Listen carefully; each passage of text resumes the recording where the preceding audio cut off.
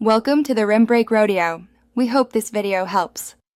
You start by converting raw rows into an Excel table so formulas and filters behave predictably. Once done, remove blanks and fix inconsistent date or number formats. This prevents aggregation errors. Next, select any cell in the table and insert a pivot table. Choose a new worksheet for clarity. You do this because pivot tables summarize without altering source data, and they let you pivot dimensions quickly. Make sure to name the table. It keeps references stable as you proceed. You now build the summary. Drag categorical fields into rows, and if needed, columns to create a matrix view. Put numeric measures into values and open value field settings to switch between sum, count, average, or show values as % of row or column.